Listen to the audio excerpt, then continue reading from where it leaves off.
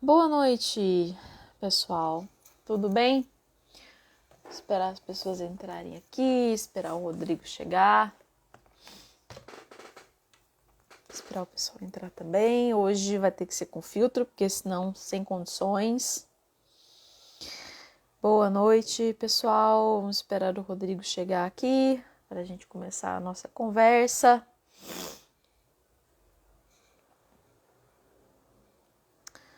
Vamos entrando. Me avisem se vocês estão me ouvindo bem, se a conexão tá boa. Esperar o Rodrigo aparecer aqui para a gente começar a conversar. Olá, chegou.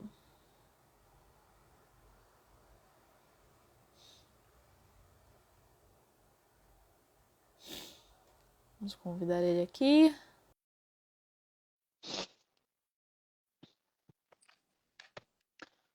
Olá, Ei, Rodrigo. Maria, tudo jóia? Tudo certo? Boa Boa noite. noite. Boa noite, pessoal. Vamos entrando. É... Vou começando a nossa conversa aqui, como eu sempre faço, Rodrigo. Primeiro eu me apresento rapidamente, depois apresento o nosso convidado. Aproveita a gente dar o tempo das pessoas entrarem. Essa live foi bastante aguardada, assim, vi muita gente falando que queria assistir, várias curtidas no anúncio, então as expectativas estão É, altas. é verdade. Já peço desculpas, tá, pessoal, por eu ficar fungando aqui, mas com esse tempo, tô naquela situação de gripe eterna, de inverno, outono, enfim. E outra coisa que eu queria avisar também, Rodrigo, e para quem está assistindo a gente, é que quando eu virar aqui para o lado, não é que eu estou respondendo no WhatsApp nem postando foto no Instagram, não estou ignorando o Rodrigo, é que eu estou com as perguntas abertas aqui do lado, às vezes eu quero tomar alguma nota, então só para vocês não me acharem mal educada, tá? Bom, 42 pessoas online, vamos começar a nossa conversa. Muito prazer, pessoal, boa noite, sou Maria Clara Vieira, sou chefe de comunicação da editora Quadrante. Comecei na Quadrante esse ano, deve ter acho que uns 2 meses, 3 meses mais ou menos. Tenho feito algumas lives aqui, espero fazer muitas outras ainda. Algumas pessoas já me conhecem por estarem acompanhando nosso conteúdo, outras ainda não. Mas espero que vocês sejam, que vocês gostem dessa conversa, gostem das perguntas e gostem do assunto. E o nosso convidado, Rodrigo Oliveira, queria te pedir para você se apresentar, falar um pouquinho da sua formação. O pessoal conhece você aqui do Instagram como Seymour Glass, que até há pouco tempo ninguém sabia qual era seu nome, né? Era só um pseudônimo. Então, queria que você se apresentasse rapidamente. Bom, primeiramente gostaria de agradecer, né, pela oportunidade, né? É sempre bom tratar desses temas na internet, que é uma nova ágora, espaço público, né? Eu acho que esses temas têm que ser trazidos mesmo para o debate, para a compreensão, para o entendimento, para a discussão mesmo. Bom, até pouco tempo quase ninguém me conhecia, só amigos mesmo. Eu tinha optado por usar um pseudônimo para ter uma certa paz, mas chegou um certo momento que faz parte se expor publicamente, até mesmo para começar a trazer novos formatos, além do texto, né, em formato de vídeo, que passa a ser até uma exigência do público para explicar determinados problemas, expor certos assuntos, etc. Bom, a minha formação é em filosofia, eu sou graduado em filosofia, né? Logo, quando eu me graduei em filosofia, eu fiz uma pós-graduação em ciências da religião, lato sensu. Em seguida, eu emendei com mestrado. Então, na época, eu tentei o mestrado tanto em filosofia quanto em ciência da religião. Como eu passei nos dois, eu optei por retornar à filosofia. Então, minha formação no mestrado também é filosófica e emendei, minha formação é David Hume, no caso. Né? Eu estudei David Hume, a parte estética e moral de Hume, tá? Levando a questão justamente para toda aquela discussão acerca do gosto estético, gosto moral, etc. E foi ali que eu me aprofundei muito na modernidade, no iluminismo, né? Nos iluminismos, né? Eu gosto sempre de falar no plural. Então foi ali que eu comecei a ter um contato mais profundo, mais técnico, conceitualmente falando, com a era moderna. E depois eu fui para o doutorado, né? Iniciei o doutorado na UFMG e no meio do doutorado eu resolvi dar uma pausa nesse doutorado da UFMG e ir para uma pesquisa a convite do professor Rodrigo Coppi, que você conhece muito bem. Eu resolvi voltar para a ciência da religião e estudar o Eric Fogli, porque os meus problemas, as questões que eu me colocava eram questões que se voltavam para entender de forma mais profunda as distorções tanto modernas quanto contemporâneas, sabe? Então, o Fogli, ele me deu uma ferramenta mais apropriada para isso, né? As suas obras, elas se voltam especificamente para jogar luz sobre os problemas contemporâneos. Ele dialoga com a antiguidade, como a Hannah Arendt faz, né? Tanto é que ele dialogava muito com a Hannah Arendt, mas os problemas centrais são problemas contemporâneos, são problemas de ordem da diluição espiritual, da diluição do sagrado, né? Então todos esses problemas do niilismo que se iniciam ali na modernidade e acabam por fincar mesmo raízes na contemporaneidade. E aí agora eu estou finalizando esse doutorado neste semestre, né, ainda, eu acredito que em julho eu já devo estar defendendo essa tese e partindo para talvez um pós-doutorado logo depois. Muito bem, muito obrigada, Rodrigo, pela sua apresentação. Conheci o Rodrigo lá na PUC Minas, onde eu faço mestrado. Fizemos uma disciplina juntos, justamente com o professor Rodrigo Coppi Caldeira. Um beijo para o Rodrigo, não está questionando agora, mas às vezes ele aparece, então deixo meu abraço, né? Vai que ele assiste depois. Mas vamos começar a nossa conversa, então. Vamos lá. Rodrigo, eu mandei para você, o pessoal sabe, né? A gente vem divulgando o QID, o nosso Clube de Leituras Indispensáveis, e o livro esse aqui, o livro atual, o livro deste ciclo, é o livro O Crepúsculo do Materialismo, escrito pelo economista e jornalista Richard Bastian. E eu confesso que logo que eu li o título do livro, eu lembrei de você. E eu lembrei dos seus posts, porque o Crepúsculo do Materialismo, imediatamente quando eu ouvi o título, eu pensei, mas o materialismo já acabou? Estamos mesmo vivendo o crepúsculo do materialismo, né? Eu vou chegar nessa pergunta um pouco depois, mas só para explicar um pouquinho melhor o tema. E o livro trata, né, assim, não apenas do materialismo filosófico, né, mas ele trata num capítulo como ele trata o materialismo filosófico como um degrau, como uma premissa que ampara a suposta oposição entre fé e ciência, né, que é o tema central do livro. O livro vai se debruçar na relação entre a fé e a ciência, por que elas não são opostas? Por que você pode ter um pensamento transcendente e, ao mesmo tempo, você ter um pensamento racional, né? E como que isso se desenrolou ao longo da história. Isso é o tema do livro. Mas, em certo momento, ele fala do problema do materialismo específico, né? E eu fiquei bastante intrigada, porque, como eu comentei, de partida, eu tendo a falar, né, a dizer assim que, puxa, realmente parece que o materialismo está morto, né? Na pós-modernidade, né, o tempo que, segundo alguns autores, a gente vive, eu sei que isso em si mesmo já é uma discussão, mas na pós-modernidade me parece que o materialismo duro, seco, sabe? Assim, esse materialismo tão concreto está mesmo fora de moda. E cito aqui alguns exemplos, né? Vide a teoria queer. Eu não vou entrar na discussão, tá, Rodrigo? Não é o tema daqui de hoje sobre ideologia de gênero, Estou falando do tema teoria queer enquanto concreto. Você vê, inclusive, o mundo secular, assim, figuras que discordam da teoria queer, colocando ela como uma teoria tipicamente pós-moderna, né? A estrutura dela é pós-moderna. Os argumentos, as premissas delas são pós-modernas. Ou algumas teorias decoloniais, né? Assim, essas teorias todas, alguns esoterismos contemporâneos, né? Eu sei que não é a mesma coisa, mas dentro desse pacote de crenças pós-modernas, são tudo menos materialistas, né? Você está preocupado com uma série de outras questões, sentimentos, impressões, ações, e elas não são materialistas. Inclusive, você vê uma série de filósofos materialistas se opondo a essas teorias pós-modernas. Por outro lado, Nós estamos na era da ciência enquanto deusa, né? Você vê da ciência das evidências, do avanço tecnológico, da inteligência artificial, vamos futuro, vamos time, né? Vai ter robô para tudo, resolver a nossa vida, etc e tal. Tudo baseado em evidências, né? Eu falei outro dia numa live sobre o mesmo livro com o Ricardo Murtado, da ABC2, e a gente falou precisamente disso, né? Eu tive bebê há pouco tempo e agora é tudo maternidade baseada em evidências, pintar o cabelo baseado em evidências, moda baseada em evidências, enfim. Não estou aqui dizendo, tá, galera? Não estou aqui problematizando a ciência enquanto ciência, né? Não estou dizendo que está errado. Mas é só essa moda, né? De você falar tudo baseado em evidências, enfim. Coisas que até não, você não tem como, assim, você não tem como alcançar como evidência, você quer dar evidência.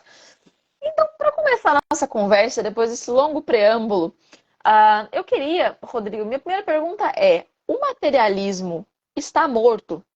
Ele foi superado enquanto paradigma filosófico ou ele está mais na moda do que nunca? Bom, vamos lá. Eu acho muito importante a gente primeiro fazer uma breve explicação do conceito de matéria, que é interessante para a gente aqui começar a entender esses problemas acerca do materialismo. O materialismo como estruturação filosófica e como uma posição diante da realidade, ele surge somente a partir do século XVIII. Então, o conceito do materialismo ele surge a partir do século XVIII, porque ele é um movimento da ciência moderna. Tá? As suas raízes estão fincadas no mecanicismo de René Descartes. Então, assim, a gente tem que começar a separar. A realidade mecânica, ela é materialista? Não necessariamente. Porque o materialismo, como eu acabei de dizer, é um movimento da ciência moderna. O mecanicismo de Demócrito, por exemplo, de Epicuro, ou mesmo de René Descartes, ele não pode aqui ser compreendido como uma manifestação direta do materialismo. Porque o conceito de matéria, ele depende da física moderna. Tá? Então, a gente tem que ter isso muito claro. O conceito de matéria no materialismo é proveniente da física moderna. Então, ele depende das revoluções científicas modernas. Né? O materialismo ele vai representar, tomando aqui René Descartes como parâmetro, somente uma das metades da teoria cartesiana. Porque o René Descartes ele explica que a realidade ela é composta de duas dimensões, principalmente a realidade humana, a res extensa e a res cogitans. Então, a res extensa é justamente a manifestação da matéria, do espaço e do tempo, né? Da dimensão espaço-temporal, que é onde se insere aqui os objetos sensíveis. Corpo, o corpóreo. Né? Enquanto que a res cogitans, para René Descartes, ela é algo que não se localiza no espaço e no tempo, necessariamente. Então, ela é algo que extrapola a própria matéria, o próprio corpo, o corpóreo propriamente dito. Então, dentro dessa compreensão aqui cartesiana, de onde começa a surgir toda essa discussão materialista, o René Descartes já faz aqui uma subdivisão da realidade entre res cogitans e res extensa. A coisa extensa e a coisa pensante. A coisa pensante é algo completamente diferente da coisa extensa, que possui dimensão, possui matéria, etc. Então, a natureza dos corpos aqui não se aplica a tudo, vamos dizer assim, em René Descartes, porque não se aplica a res cogitans, a coisa pensante. Né?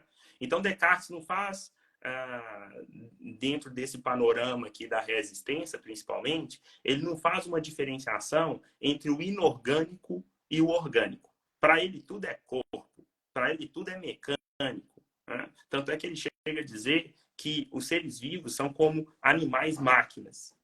O que o Richard Bachin, ele também explica muito bem isso. A concepção mecânica de René Descartes é um pressuposto de que tudo é máquina.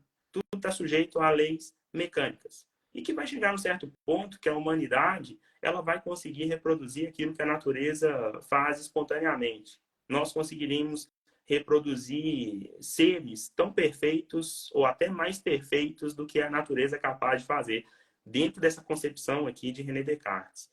Então, o ser humano aqui, né, na filosofia cartesiana, possui duas dimensões. Ele está cortado em duas partes.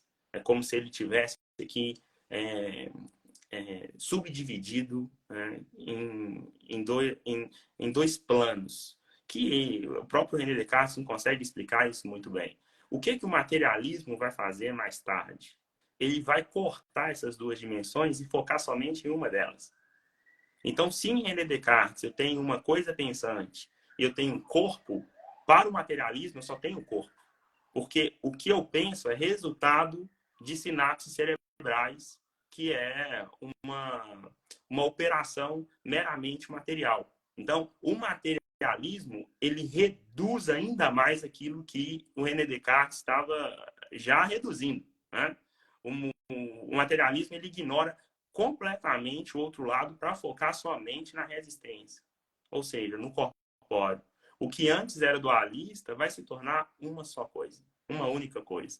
Então, quando a gente fala de materialismo, a gente tem que compreender que há uma redução ao quantitativo, né?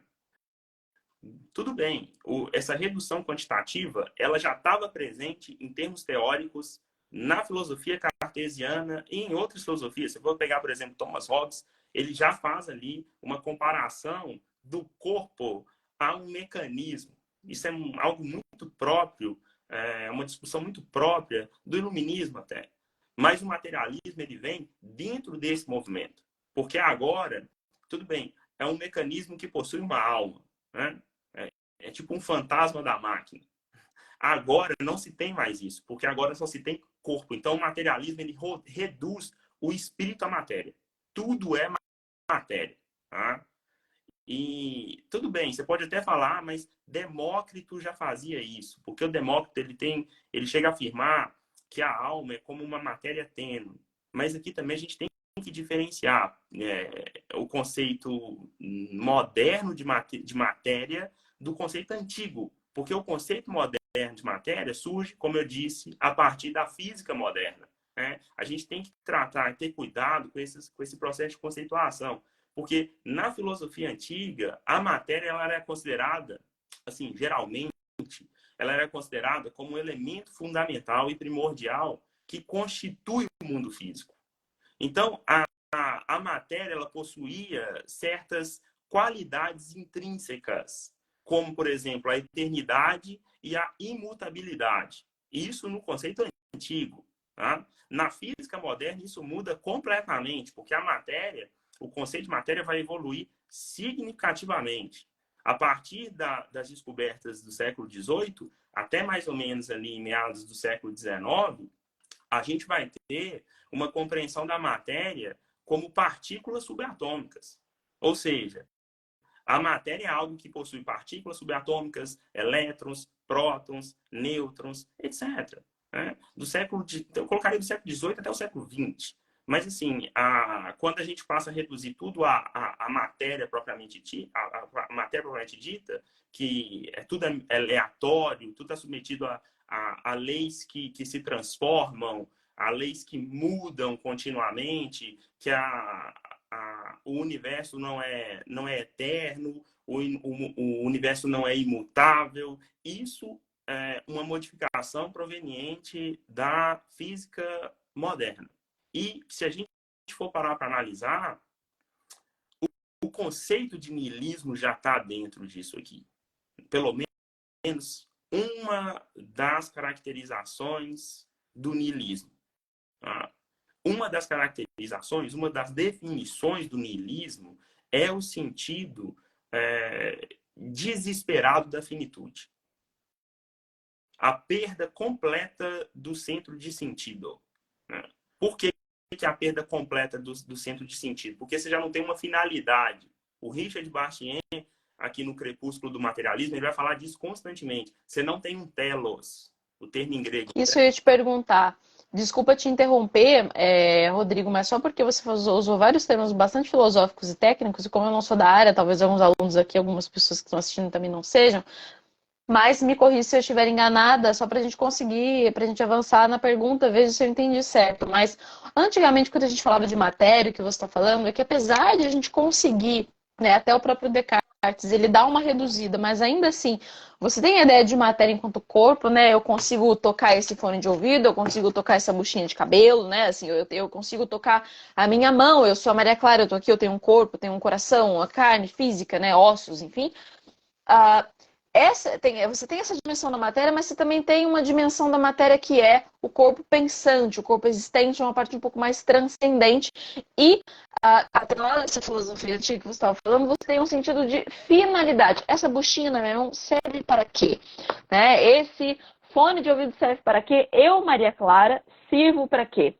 O materialismo que você me colocou, que nasce com a filosofia, nasce com a física e nasce na filosofia, ele faz essa ruptura radical de simplesmente só existe isso aqui que está na minha mão, Maria Clara, não existe mais um para que eu existo. Dane-se para que eu existo. Sinapse, células dos meus ossos, meu corpo aqui funcionando como se fosse uma máquina. Você perde esse sentido teleológico, essa sequer a capacidade de perguntar para que serve alguma coisa. Seria mais ou menos isso. Isso, é isso mesmo, porque você perde aquela disposição para uma finalidade do porquê da sua existência. Sim. Porque, por exemplo, se você pega a filosofia de Demócrito, você vai ter fins muito bem estabelecidos ali, até em termos morais, porque Demócrito afirma que nós deveríamos seguir um equilíbrio, uma mediania, vamos dizer assim. Já tem uma proto-filosofia aristotélica ali, bem colocada. Então, você tem todo um cuidado de como você deve agir. Você tem um fim a seguir. A sua natureza humana tem uma finalidade. E você deve conduzir-se a essa finalidade, a esse telos. Então, a concepção aqui nihilista, que já começa a estar embutida dentro dessa concepção materialista, é que pelo fato de a matéria ela se transformar e ela não se submeter a uma lei fixa, tudo passa a ser diluído, tudo passa a estar simplesmente em movimento. Então, você não tem uma finalidade mais. Você não consegue estabelecer mais essa finalidade. Né? Você não tem uma concepção histórica linear. Você não tem nenhum privilégio em ser humano. Que é a concepção mais tarde, mais tarde não, né? Mas dentro desse debate é a concepção de Charles Darwin, que o Karl Marx mais tarde também vai se apropriar, quando ele afirma que o ser humano só é um mamífero superior. Então, quando você se afirma um mamífero superior, você perde a sua importância. Você é deslocado. Sim. Você perde completamente a sua importância. É interessante que tem um momento que Eric Fogner, filósofo contemporâneo, ele vai dizer o seguinte, olha, essa modificação da imagem e semelhança do ser humano, isso vai causar um grande impacto na forma como o ser humano mesmo vai lidar consigo mesmo. Porque, por exemplo, você sai de uma concepção antiga que você tinha, a antiga que eu falo é porque ela vem desde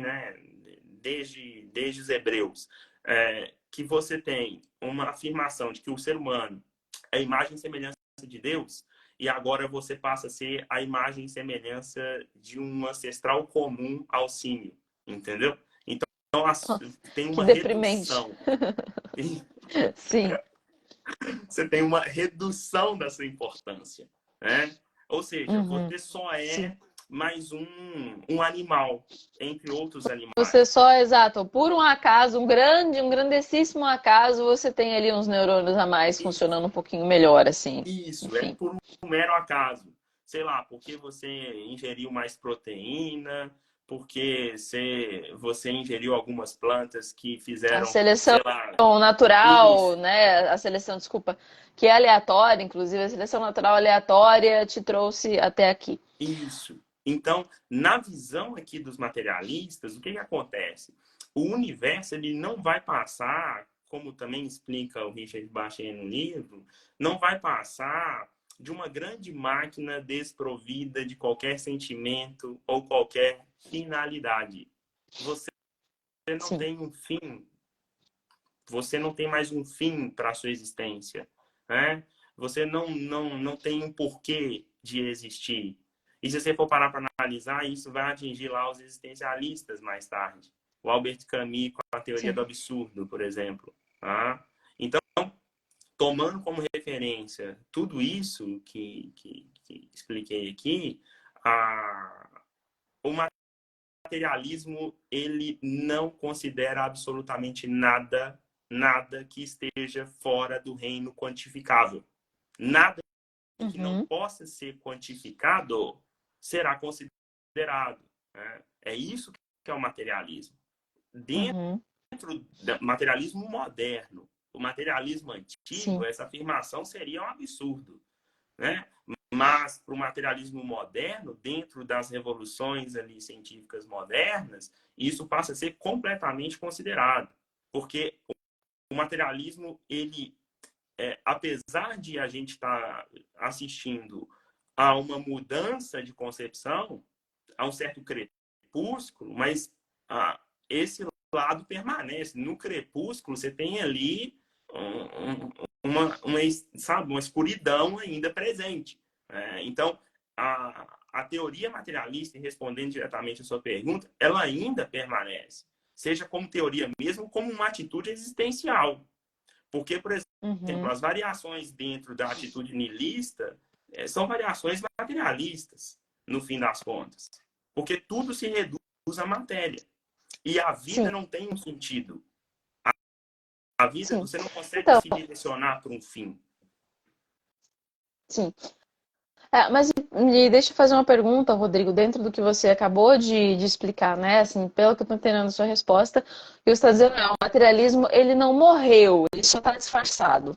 Né? Ele está disfarçado, ele mudou de face e ele está passeando por aí com outra roupa. Né? Não está mais com Isso. a roupa que a gente conhecia, não necessariamente. Assim, é claro que a gente conhece ainda darwinistas, né? A gente se fala do Darwin, ainda se fala do Karl Marx, tudo isso. Mas Sim. quando eu quis dizer na minha pergunta, considerando esses esoterismos modernos e todas as teorias decorrentes da pós-modernidade, o que você me respondeu e eu queria que você me explicasse por quê todas essas teorias pós-modernas, apesar de se pretenderem não materialistas, de estarem supostamente descoladas do materialismo, né? Assim, vide esses esoterismos contemporâneos, né? Me lembro de escrever reportagem já sobre essa proliferação de crenças em cristalzinhos e horóscopos e todas. Não vou ficar dando vários exemplos específicos aqui, mas você vê uma miscelânea de crenças como nunca antes e, ao mesmo tempo, numa época em que tudo tem evidência científica, tudo é baseado em evidência, baseado em evidência, baseado em evidência.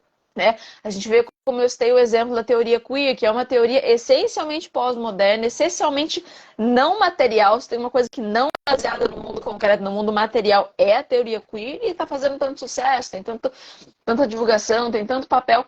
Então, o que significa dizer, Rodrigo, que o materialismo está disfarçado? Né? Assim, como é que foi esse processo de ele sair de ser o materialismo que a gente conhecia, né? O materialismo do Darwin, o materialismo do Karl Marx, esse materialismo que a gente, quando se fala de materialismo, a gente só pensa nesses nomes, como é que ele se metamorfoseou para vir estar disfarçado por aí? Pois então, uma, uma das abordagens que a gente tem a respeito disso é que essa questão do materialismo ele ter se transmutado nessas outras faces, né, em se manifestado de outras formas, diz respeito a aquele processo que o próprio Eric Fogner também vai denominar de gnosticismo moderno, porque todo o processo esotérico, é difícil falar de esoterismo em si, né? Mas vamos pegar aqui o gnosticismo em si. Sim, Né? sim, A gente tem sim. que.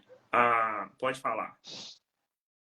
Não, era só isso mesmo. Eu concordo que é melhor falar de gnosticismo, porque o esoterismo abre margem para muita coisa. Abre muito isso. Porque você tem várias vertentes, né? Você tem várias vertentes gnósticas também. Sim, sim, claro. Mas eu acho que esotéricas ainda se abre mais porque você tem correntes gnósticas esotéricas. E aí a coisa se torna muito mais complexa. Sim, sim, a gente não vai sair daqui hoje. Não, não vai. Não vai. Então, você tem um reducionismo aqui dessa dessa realidade num processo diagnóstico de compreensão que vai se manifestar como uma fé. Só que é uma fé de ordem revolucionária, que o Eric Fogel ele usa um termo muito próprio para isso, que é uma fé metastática. Só que eu não vou usar esse termo aqui, que basicamente significa uma fé de que você pode mudar a realidade a partir da sua vontade. Então, dentro dessa compreensão aqui de fundamento, e você pode perceber que essas correntes atuais, como você estava citando, elas todas se fundamentam num processo energético, que você consegue mudar a sua vida, que você consegue mudar o ambiente. Você pode reparar que é como se você tivesse uma propriedade tal capaz de mudar tudo que está ao seu redor e até mesmo em si mesmo. Como se você tivesse esse poder. Ou seja, você é um artista que plasma alguma coisa, que plasma o concreto, como escultor. Sim. E você é capaz de se plasmar e de ser quem você quiser. Né? Então, essa fé que tem aqui como fundamento essa crença de que a realidade pode ser moldada de acordo com esses atos revolucionários é uma fé estritamente materialista. Né? Porque você plasma o mundo como você deseja.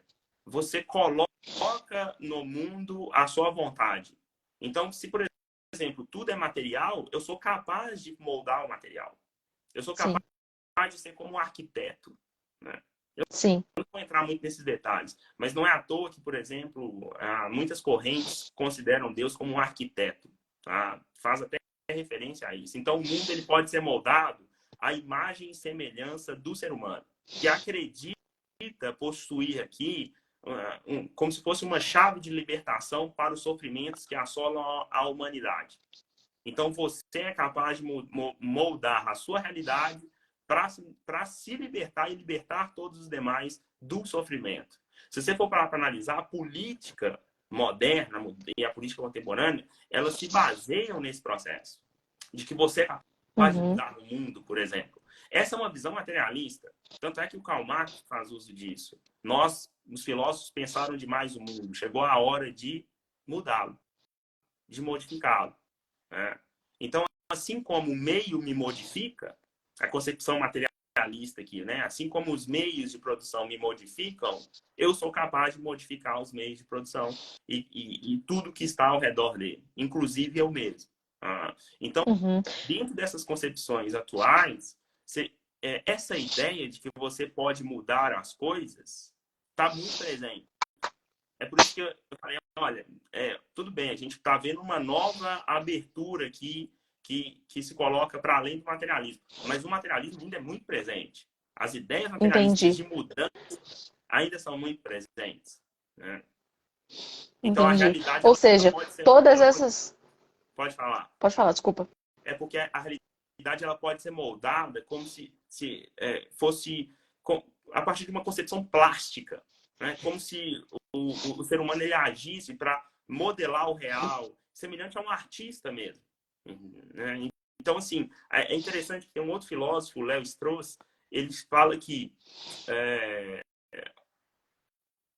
a realidade ela passa a ser tão modificada pela sociedade contemporânea, e essa ideia vem desde a modernidade, que o Léo Strauss ele lança a mão de Platão para falar de uma subcaverna. Então, existe a caverna de Platão e existe a subcaverna. É como se nós estivéssemos na subcaverna, com ar-condicionado e tudo mais. E fingindo que essa subcaverna é a realidade. Porque nessa subcaverna que a gente cavou, tudo é criado pelas nossas mãos. Não há nada de natural nela, entre aspas. Aqui fica mais claro até o materialismo, vamos dizer assim, né? A concepção de matéria na antiguidade. Porque a concepção de matéria na antiguidade está ligada à questão da natureza.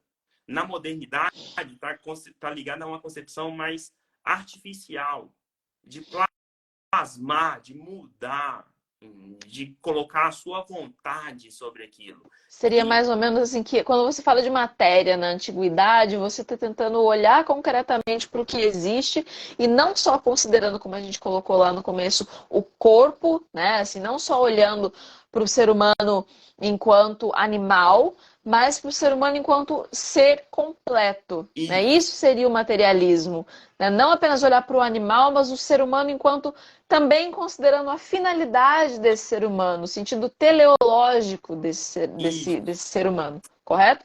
isso E mesmo. no materialismo moderno, quando você rompe esse sentido teleológico, que a gente fala, quando a gente fala de matéria, aí sim você fala precisamente do que é quantificável, do que pode ser medido, e se pode ser medido, se cabe numa régua, eu consigo aumentar a quantidade, eu consigo diminuir, eu consigo cortar no meio, eu consigo dobrar, eu Isso. consigo fazer o que eu quiser. Muito bem, isso mesmo. Tanto é Muito bem. por isso que você estava falando sobre a questão da evidência. Porque Exato. a evidência ela é um dado material. Então, só o que Uhum. vier da matéria será considerado. Para além da Uhum. matéria, será desprezado. É como o personagem de Pais e Filhos de Turgenev. Porque é Turgenev, nesse livro, Pais e Filhos, que ele dissemina o conceito de niilismo. E qual que o personagem principal? É Bazarov. Bazarov, ele tem um momento no livro que ele fala assim: eu prefiro ir analisar um besouro a ficar pensando no amor, em qualquer problema filosófico. Por quê? Porque ele está baseando ali na matéria, na evidência. Ele só valoriza aquilo que Sim, é um dado material, entre aspas, um dado empírico. Né? E sim. todos os Agora, ingredientes do niilismo contemporâneo já estão aqui. Essa que é a sim, questão. sim.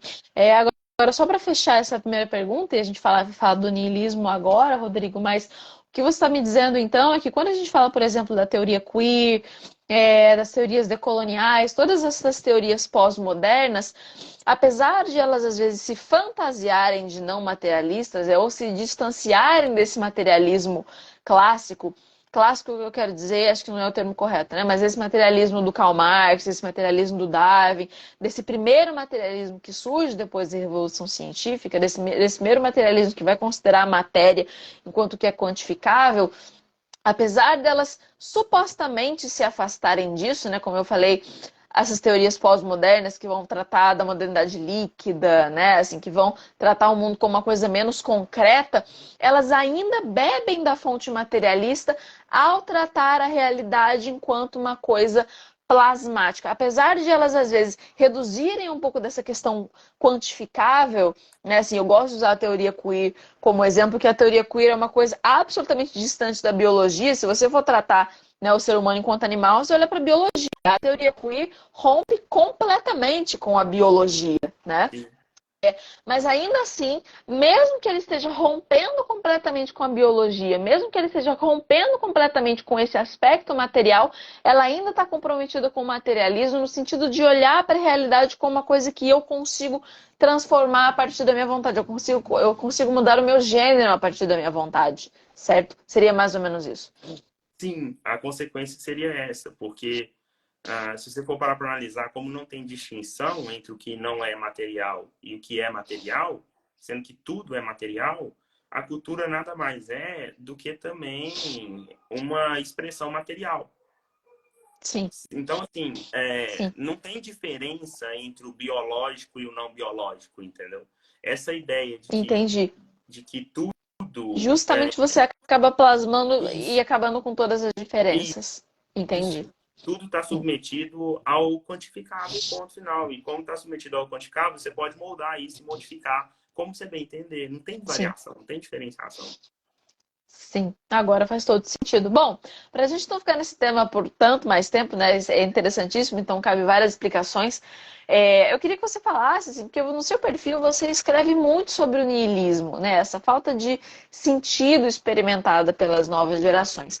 Eu queria entender, você já falou um pouquinho sobre isso, então não precisa se alongar tanto para a gente até poder passar para as outras perguntas, Mas eu queria saber em que medida essa falta de sentido é consequência do materialismo e desse gnosticismo, que inclusive uma teoria muitíssimo interessante, eu escrevi sobre ela algumas vezes quando eu era jornalista ainda, né? Mas muita gente fala do quanto essas novas teorias funcionam como religiões contemporâneas. Eu acho que é o próprio Vogelin, né? Você corrige-me se eu estiver enganada, que é quem trata o materialismo, o marxismo, o darwinismo como religiões.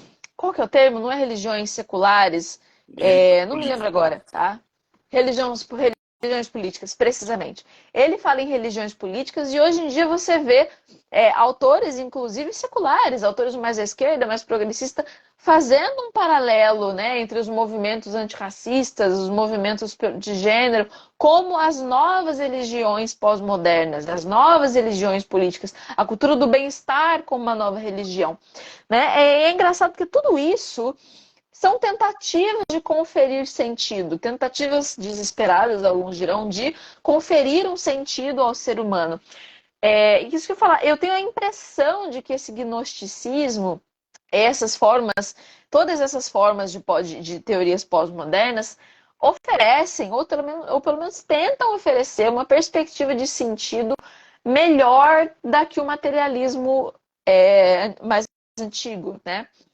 E eu queria entender quais são as limitações. Por que que essas teorias todas não estão, que tentam dar um sentido para o ser humano? É interessante como o pessoal fala, né? Assim, como as teorias antirracistas, de gênero e tal, têm um sentido de pecado original próprio. Né? Assim, o seu pecado original é ser homem, seu pecado original é ser rico, ou de classe média, ou branco, ou burguês, ou mulher, ou cis, ou o que mais você queira dizer, né? Quase como se fosse um pecado original do qual você tem que estar sempre se espiando e pedindo desculpas e quase que se confessando, fazendo uma confissão pública de fé, né? Sim. E eu queria entender, assim, porque isso, claramente, como eu estou descrevendo, tenta dar um sentido, uma finalidade para o ser humano, um sentido de começo, meio e fim. Por que que essas teorias falham? Por que que, apesar da gente ter toda essa proliferação de teorias tentando dar sentido para um ser humano, bombando na internet, bombando na academia, bombando nas escolas, nos estudos, entre influenciadores e tudo mais, tentando dar um sentido melhor do que o materialismo do Marx ou do Darwin, por que que ainda assim elas falham? Quais são as limitações? Pois então,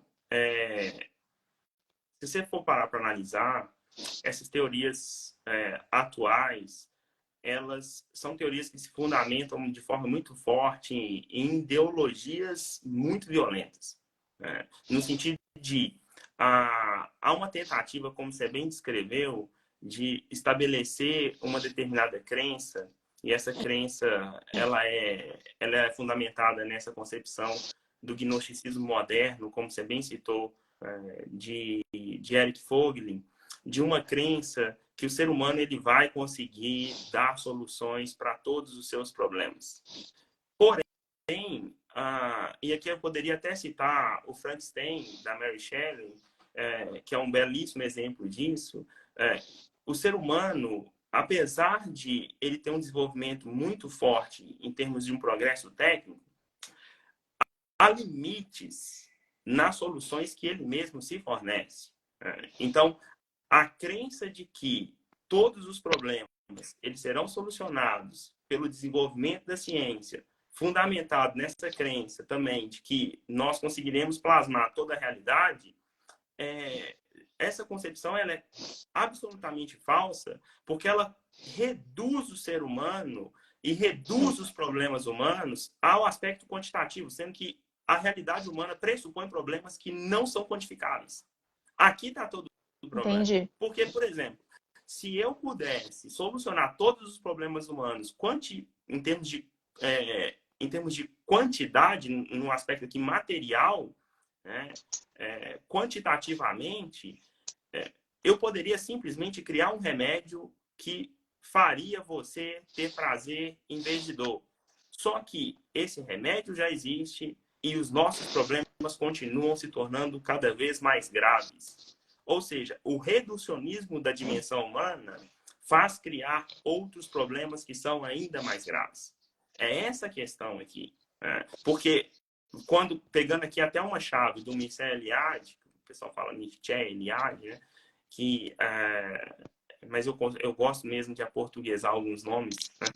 Eu falo Mircea Eliade, ele fala assim, olha, assim como há uma dimensão do Homo sapiens, assim como há uma dimensão do Homo ludens, assim como há uma dimensão do Homo faber, o homem que fabrica, que faz coisas e acaba sendo modificado por aquilo que ele mesmo faz, também há uma dimensão do Homo religiosus. Ou seja, você não tem como desprezar toda essa dimensão que está para além das relações materiais. A Sim, partir do momento que você começa a negar isso, você começa a ter outros problemas. Você não começa a ter sim, solução para todos os problemas, você começa a ter outros problemas, que é o que a gente tem vivenciado. seria.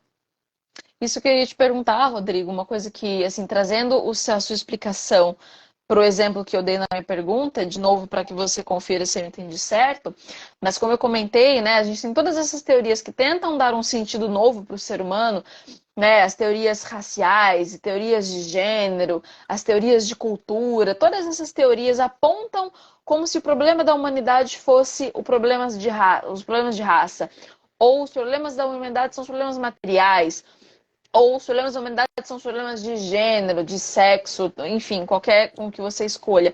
E o que a gente vem assistindo ao longo da história é, quando você resolve os problemas de raça, outros problemas surgem, os problemas da humanidade continuam. Isso não significa dizer que os problemas de raça não existam, por exemplo. Não significa dizer que os problemas de ordem material não existam. Mas quando você resolve os problemas de ordem material, outros problemas nascem, os problemas continuam. Você pode ficar rico, você pode continuar deprimido ficando rico. Você pode acabar com o racismo de uma sociedade. Essa sociedade vai continuar tendo outros problemas. Você pode acabar com a pobreza numa sociedade. Outros problemas virão, né? Senão rico não teria problema, né? Não teria rico com problemas de depressão, não, não vou reduzir aqui essa questão da depressão, foi só um exemplo anedótico, né? Mas assim, se a riqueza sanasse todos os problemas, não teria rico com problema de saúde, não teria rico com problema psicológico, não teria rico com problema no casamento, horas bolas, né? Não teria rico com problema de nada, né? Ou o contrário, se os problemas de sexualidade, gênero resolvessem tudo, se você ser 100% satisfeito sexualmente falando, resolvesse toda a sua vida, não teria tanta gente frustrada, né? Tanta gente vivendo essa suposta liberdade sexual e ainda assim frustrada, ainda assim com problemas, ainda assim tendo questões. Ou seja, todas essas dimensões, todas essas teorias que tentam dar uma finalidade para o ser humano, dentro desse escopo no qual o ser humano é capaz de resolver todos os seus próprios problemas, elas tendem a dar uma derrocada justamente porque elas perdem essa capacidade de olhar para o todo. Isso mesmo. Porque perde a capacidade de analisar o ser humano na sua integralidade. Você passa a analisar, a focar somente em uma dimensão e a acreditar naquela dimensão como se ela fosse a única verdadeira. Então, assim, se você for parar para analisar, esse é um processo alienante por excelência. É um processo Sim, muito alienante, porque você distorce e você foca somente em uma coisa só, achando que aquela única coisa vai resolver todos os seus problemas. Então, assim, você cria uma sociedade de diversas ideologias, que é o que a gente está vivenciando. Você tem ideologias de tudo quanto é jeito.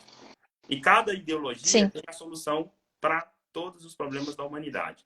Você pode reparar, toda ideologia tem um pacote de soluções para os problemas humanos. E são pacotes muito simples. É tudo muito simplório. Eu não diria que é, é, não chega a ser uma explicação. A fundamentação pode ser complexa, mas a forma como isso é apresentado é simplório. Porque você pega os maiores problemas, você tem soluções muito simples. Sendo que a vida não é simples. Sendo que a existência humana não é sim. simples. Né? Como você acabou de dar diversos exemplos disso. Em um minuto, você deu diversos exemplos de que, quando você resolve um problema, você tem 10 outros para serem solucionados. E assim vai continuar sendo. O problema é que, quanto mais você reduz a dimensão humana, por exemplo, a matéria, você começa a ter problemas muito mais profundos e muito mais graves. Essa que é sendo até redundante, né? Fazendo uso de uma redundância enfática. O problema não é ter problema. O problema é quando você começa a ter problema que você não consegue mais solucionar dentro daquela sua crença, dentro daquela sua ideologia, Exatamente. dentro daquela Exatamente. O sua problema é alienação. justamente. Sim, e o problema da ideologia, né, e o problema, o que causa essa falta de sentido é que ela oferece, é justamente ela tentar te vender essa solução embalada, em pronta, empacotada, e te falar, vai aqui que vai resolver, e aí você vai lá e não resolve nada, Isso, né, e aí você fica perdido nessa de, ué, mas cadê o sentido, né, isso, onde que estava o sentido que eu vim procurar aqui e não encontrei? isso. Agora, Rodrigo, como a gente precisa, temos mais 10 minutos e assim, o assunto é muito longo. E eu tô ouvindo minha filhinha dando um baile no meu marido ali do lado. Eu queria te perguntar, assim, fazer duas últimas perguntas, né? Primeiro, fazer um papel de advogado do diabo, né? Às vezes eu tenho a impressão de que diante dessa liquidez da pós-modernidade, é quase como se o materialismo fizesse falta, esse materialismo mais antigo, sabe? Assim, eu costumo brincar com alguns amigos que às vezes, em alguns contextos, é claro, é só uma brincadeira, tá? Mas às vezes eu falo que eu prefiro conversar com um marxista do que conversar com um pós-moderno, a depender do assunto, né? Mas eu queria saber, assim, Rodrigo, se tem algum ponto dessa filosofia mais concreta que olha para o real que nós deveríamos resgatar. Talvez, assim, ouso aqui antecipar a sua resposta, talvez seria retomar esse materialismo mais antigo, que tenta olhar para a coisa concreta com um olhar teleológico. Sim. O que que acontece? Olhando aqui para um aspecto positivo do materialismo em si, né? Da sua manifestação. Porque, por exemplo, quando algo se manifesta, ele não se manifesta somente para aquele que acredita no materialismo, ele se manifesta para outros que não acreditam, mas que estão pensando o problema do materialismo. Então, olhando sob essa perspectiva de o problema que surge faz a gente pensar a respeito dele, o materialismo ele nos conduz a uma certa fadiga da existência espiritual. Se você Uhum. for para analisar, as pessoas é, vão se cansando mesmo, né? Se esgotando. Sim, Né? Porque você sim. percebe que há uma certa fadiga e essa fadiga ela vai até representar, ela vai até se manifestar em outros vieses, tipo estoicismo, né? O epicurismo, que está tudo em moda. Mas isso diz Vai respeito a nascer, exatamente, vai ser todas sim, essas modinhas. tudo está limitado, tá tudo em moda. Então, esse ponto positivo é que isso é representação de uma fadiga da existência espiritual. Uma desilusão, né? Uma desilusão com seus símbolos, propriamente ditos. E isso é interessante, porque há uma reabertura aqui da discussão que pode levar para uma outra via. Então, nesse ponto, o materialismo pode ser interessante porque ele vai colocar diversas questões que tocam nos problemas de modo mais profundo. Né? O que é Uhum. a vida se reduz à matéria, né? O ser humano é um acidente cósmico, a existência é um absurdo. Então, essas questões são muito importantes, até mesmo para reavivar aí a discussão. Né? Porque levantar essas questões do ponto de vista, pelo menos filosófico, é extremamente interessante. Um outro aspecto também interessante do materialismo é o da análise estritamente empírica. A ciência moderna, apesar do seu reducionismo quantitativo, nos proporcionou aqui progressos técnicos muito importantes. Então, assim, quando o materialismo ele faz essa redução, mas uma redução com uma finalidade muito técnica, ele tem lá o seu porquê de existir. E aqui eu não estou falando nem no sentido filosófico, mas mais no sentido prático mesmo da coisa. Tá? Claro, né? Todo mundo aqui toma, poxa vida, todo mundo aqui toma remédio para dor de cabeça, Sim, né? claro, Né? Que claro. bom que ele existe, que bom que existe a ciência que precisa reduzir.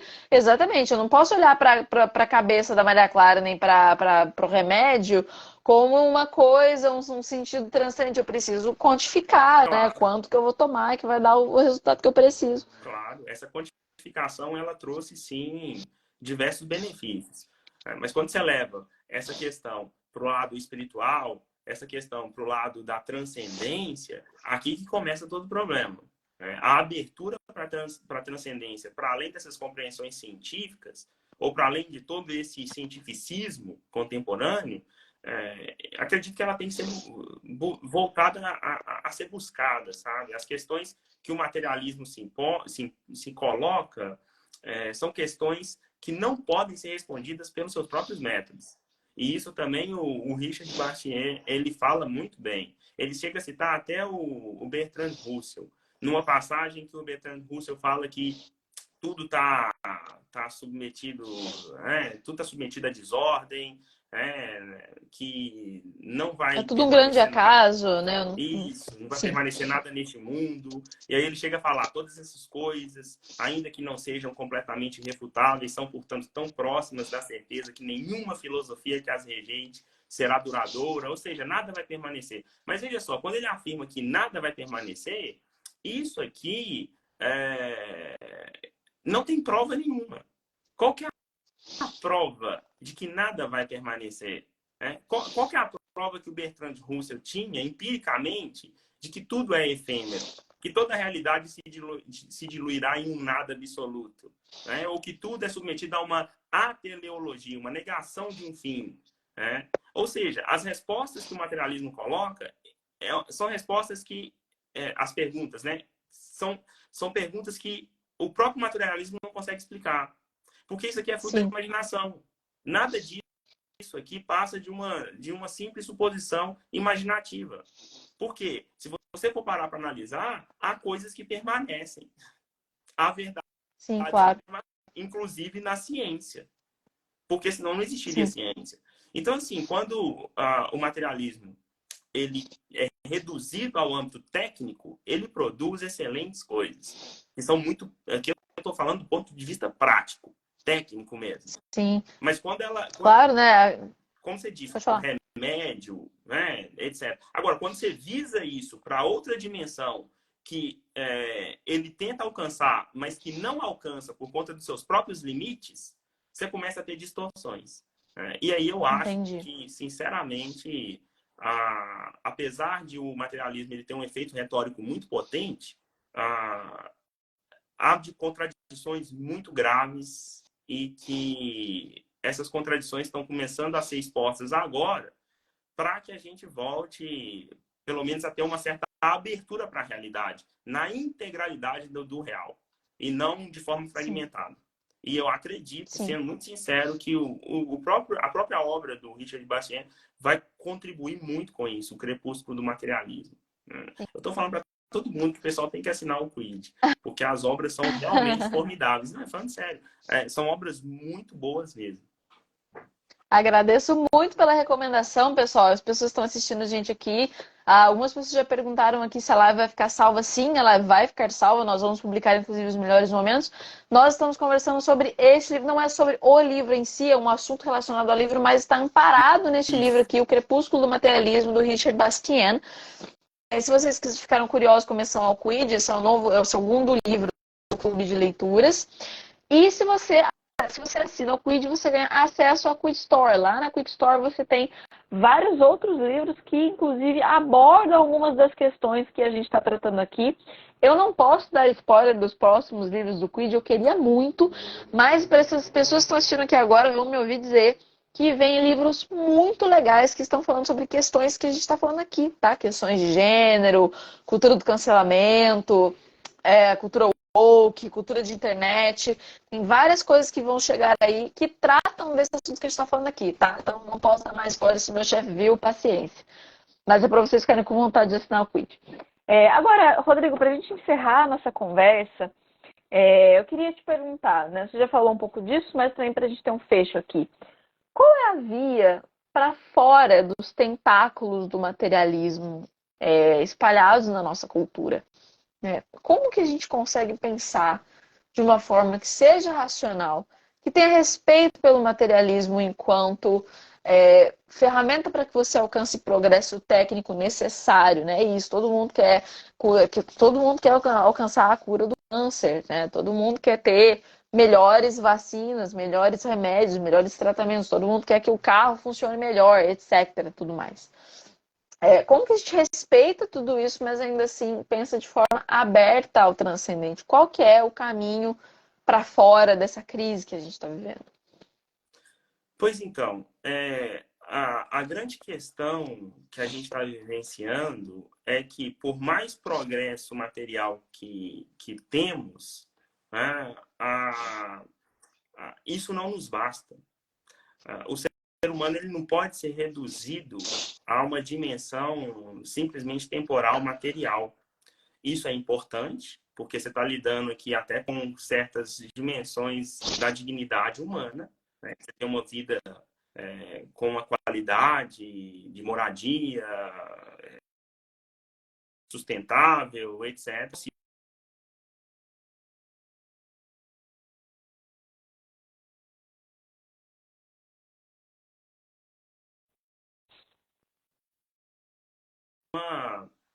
Viver dentro aqui daquilo que nós consideramos como uma vida digna e uma vida humana. O ser humano ele possui dimensões que estão para além da realidade material. Então, acredito que a maior dificuldade nossa atualmente é saber conciliar essas dimensões e perceber que essas dimensões, na verdade, são expressões de uma unidade, né? E que esse retorno a uma compreensão da transcendência, de uma busca da transcendência, ela é mais do que necessária porque ela está aqui fazendo-se presente em diversas doenças, em diversos estresses, crises em relação à ansiedade. Tudo isso já é, de alguma forma, uma prova de que nós possuímos dimensões que ultrapassam a simples satisfação material, né? Que ultrapassam em muito o simples fato de você ter uma vida saudável, o simples fato de você ter uma vida que consiga ali adquirir determinados bens, porque isso não nos basta. Fazendo até uso da palavra de Cristo, nem só de pão vive o homem, né? O ser humano ele precisa Sim. de um pão espiritual, então ele precisa de ter uma abertura para outras dimensões, sejam elas quais forem. Até mesmo a dimensão cultural, uma dimensão Sim. cultural profunda, né? Sim. Então, acredito que esse retorno ele tem que ser colocado em prática para que a gente deixe de viver de forma doente, porque as pessoas têm adoecido muito com esses dilemas relacionados a esses reducionismos, essas ideologias, que são, no fim das Sim. contas, muito alienantes. Sim. Procurando o sentido onde elas não vão encontrar e acreditando que está nas mãos delas conferir esse sentido, né? Eu vou encontrar esse sentido na marra, sozinho, eu vou resolver toda a realidade, e isso que vai dar sentido para minha vida. Bom, Rodrigo, muito obrigada. Eu adorei a nossa conversa. Muito obrigada por ter participado, obrigada por ter topado, obrigada pelo seu tempo. Vou deixar você se despedir, deixar dicas que você queira. O pessoal pediu dicas de livros. É claro que eu tenho aqui o Crepúsculo do Materialismo, como eu já comentei, mas se você pode dar outras dicas também. E deixo você se despedir e faço o nosso fechamento.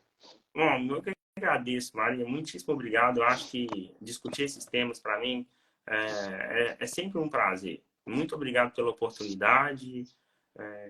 E o que eu posso aqui indicar, além do Crepúsculo do Materialismo, é o outro livro que eu indiquei também há pouco tempo, no unboxing que eu fiz justamente do Clube de Leitura, que é a História das Ideias Contemporâneas, uma leitura do processo de secularização.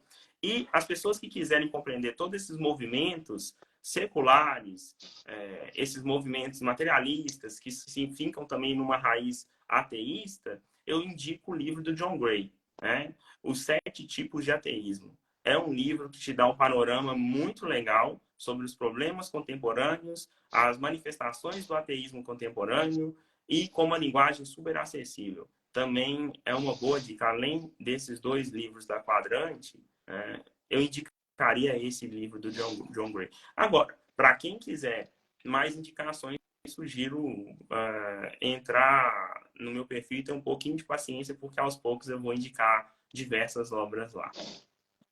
Deem uma olhada lá no perfil do Rodrigo, tá, pessoal? Tá aqui na live, o perfil é Say More Less. Deem uma olhada, todo mundo conhece, né? O pessoal que tá aqui assistindo. Então, mais uma vez, Rodrigo, muito obrigada pelo seu tempo. Muito obrigada a vocês que estão assistindo aqui com a gente, pessoal que ficou até o final. Obrigada pelos comentários carinhosos, pelas milhões de reações que ficaram subindo aí ao longo da conversa. Mais uma vez, obrigada, Rodrigo, por ter participado. Pessoal, assinem o Quid, conheçam o nosso clube, deem uma olhada lá na nossa lista, no nosso catálogo, time esquecido desse, né, da História das Ideias Contemporâneas, que também é um ótimo resumo do que a gente está tratando aqui. Mais uma vez, muito obrigada, pessoal. Boa noite e até a próxima.